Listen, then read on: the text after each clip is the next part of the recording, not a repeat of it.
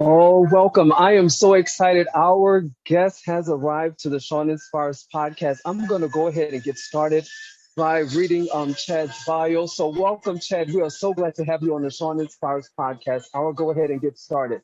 I have here Right. joining with us today Chad Peevy. He's a coach, speaker, and author of a new book that is just going beyond all of our expectations, and I'm sure his expectations as well. And it's entitled Break and Untangle. What a profound title. He is also the founder of the Austin Pride Foundation, founder of the PS Foundation. He's a graduate of the University of Texas, Austin, and he holds a master's in music and human learning. Growing up as a gay kid in a fundamentalist Christian church in rural Arkansas, I was terrified of being discovered, punished, ostracized. My mindset had a narrow focus: survival. I managed to get out of a small town, Arkansas, with a limiting mindset that I had developed growing up, as well as the anxiety and depression followed me. Survival became figuring out how to look at things from a perspective that wasn't dominated by fear and staying small. There came a day when survival was no longer enough for me. I wanted to thrive. I had a choice: lean into life or check out. I decided to lean in. I developed an insatiable appetite to learn more about myself, other people, and how to connect. Years of hard work enabled me to break the cycle, to replace old mindsets with new ones. I learned a new way to see myself. The world around me was one that was made new, and in turn, the process became my obsession. Now my life is focused on sharing what I've learned. What an amazing story, and what a transparent way of coming into your purpose and coming into your being. So, Chad, thank you for joining the Sean Inspires podcast. And if you could, in your own way, just give us a little bit about yourself as we enter into the interview segment. Yeah, Sean, thank you so much for having me. I really appreciate the invitation and the opportunity to talk to you and your audience. And I think the best way for me to describe what I've experienced and what I've done is, I don't know if they talk about it like this everywhere, but I grew up in the South, and in the South we say, somebody has either book smarts or they have street smarts. And some of us go to school and we're able to put all of our attention on academics and able to focus on memorizing dates of important historical events, and they're able to make friends easily and they're able to fit in. But some of us have a harder time doing that. And it's not because we're any less smart. It's because we're focused on other things, like, how do I not get beat up in the hallway today? And how do I not get bullied? And how do I stay off my dad's radar when I get home? Because I don't know what kind of mood he's going to be in today. So for some of us, it's just a different kind of intelligence that we're developing. Like I said, both sets of kids are smart, but one is developing this set of survival skills. And that was certainly the case for me. And I have to learn, people like me, we have to learn how to manipulate ourselves, and we have to learn to manipulate our environment to create as much safety as we can for ourselves. And for some, that might mean staying small and staying quiet and avoiding confrontation. And for other people, believe it or not, that means becoming the bully. But those survival skills that we develop as a kid, they follow us into adulthood. And we live behind this mask of our own creation that protects us. And it's a mask that's made up of these beliefs and mindsets that, honestly, they're not even ours, but they were ones that were developed out of a necessity to survive.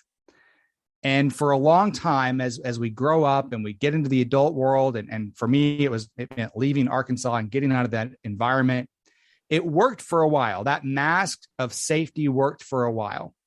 And if you were on the outside looking in at my life, you wouldn't have suspected what was going on the inside, because by traditional standards, I was successful. I owned my own business. I was president of the local chamber of commerce. I was making good money, but on the inside, I was miserable.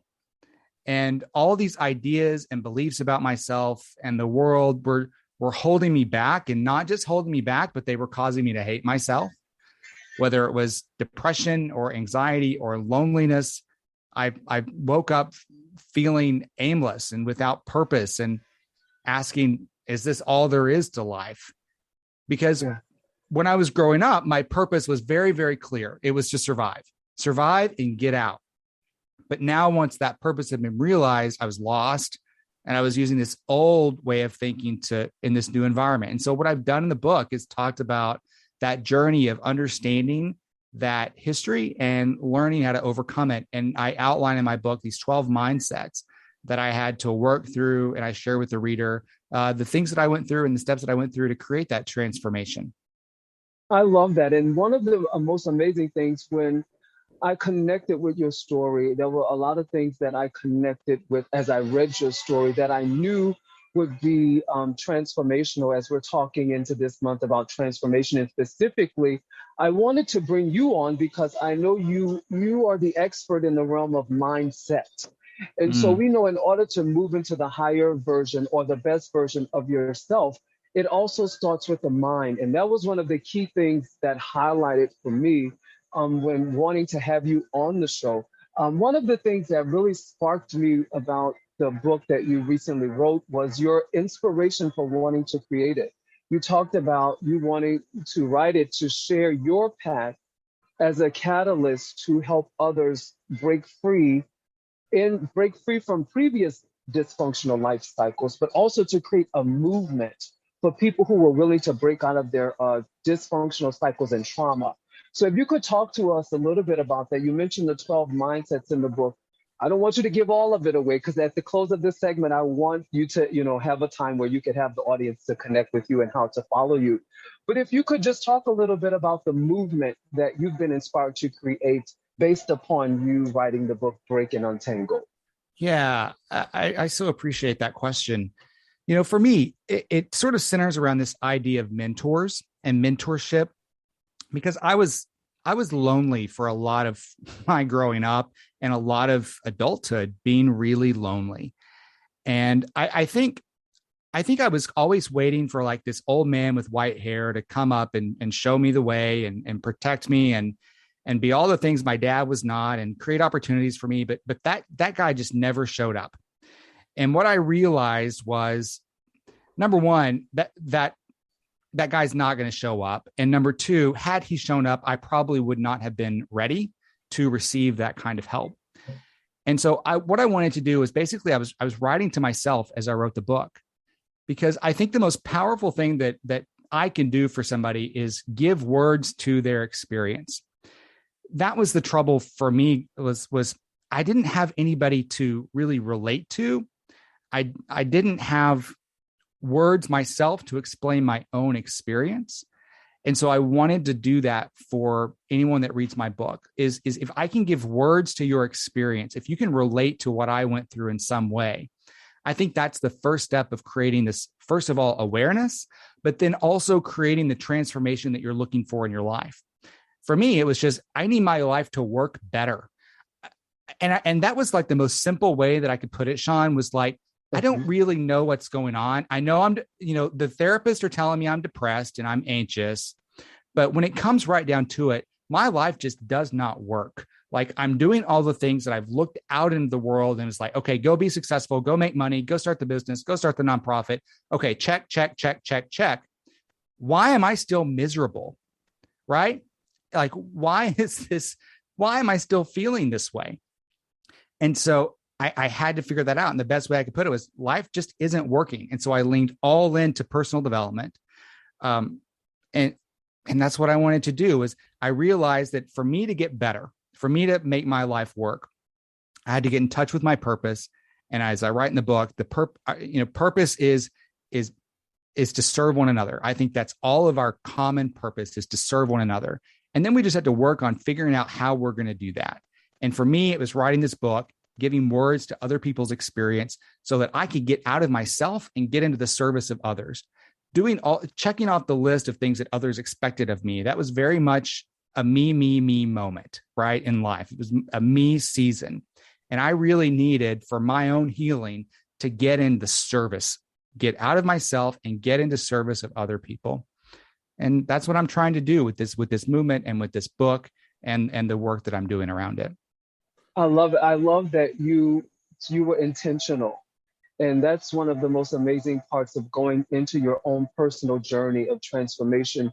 You set in motion an intention, and you are now manifesting the intentions of that personal freedom, coming into the fullness of what your purpose really is, as opposed to what you thought your purpose was formerly, which was just surviving. And now you're into the vein of purpose, and you're thriving, and you're touching lives. So if you could share with the listening audience, what was one of the first things you noticed that as you was coming into your being, into your purpose, as you were journeying through your transformation, what was one of the significant things you noticed that started happening in your life, around you, or even internally? Yeah. So for me, that was, I just can't emphasize enough the pain of loneliness and the sense of being alone and the sense of not being understood or seen. Even though I was quote unquote successful, I still felt all those things. And when I started really doing the work and digging in, all of a sudden, it was making room in my life for other people. I was able to let other people in, specifically my spouse. And that seems odd to even say that after marriage, after the I do's, then there was like this whole new level of love that opened up for me once I started unpacking and the title of the book, breaking and untangling that stuff that was inside of me. My relationship with my spouse became much more meaningful and much more intimate and much deeper, and a much greater sense of connection. But also just with friends, being emotionally available to them and alleviating that sense of loneliness, making space for myself in relationships so that I could be seen and I could be heard and I could be understood was probably the most significant, and is still the most significant. There's no feeling like the feeling of love, of being loved and allowing someone to love you. Spouse, friend, it doesn't matter. It's a different kind of love, but it's love nonetheless. And it feels really good, Sean. And for Absolutely. me, that was it for me. You used the word love, and I'm just going to segue right into that. Love is energy, and love is a power. That I posted probably about a few months ago, a song by Luther Vandross, and it talked about the power of love. And so, as you came through your transformation, you stepped into a new dimension of experiencing love, one, starting with your intimate and personal community. You experience a different and depth type of love from your partner that then stemmed to your friend and tribe community, which they started, I'm sure, to feel a different sense of presence and being, because you begin to do the work internally so that you could really be present in the moment and be your authentic self. Along your journey, did you ever envision or see you being a vessel of light, a coach, a leader to masses of people in many diverse backgrounds? Did you ever envision that growing up at all, being a leader in this way of how you're leading now? In short, no. And if I'm really, really honest and vulnerable and transparent with you, Sean, it's still something that I struggle with, because it's a whole new level of responsibility. I don't want to mess up. I think that's what I don't want to mess up, and I don't want, even by accident, to hurt anybody else. And I'm very clear in the work that I do that you need to find your own way. Yeah. But I think where I'm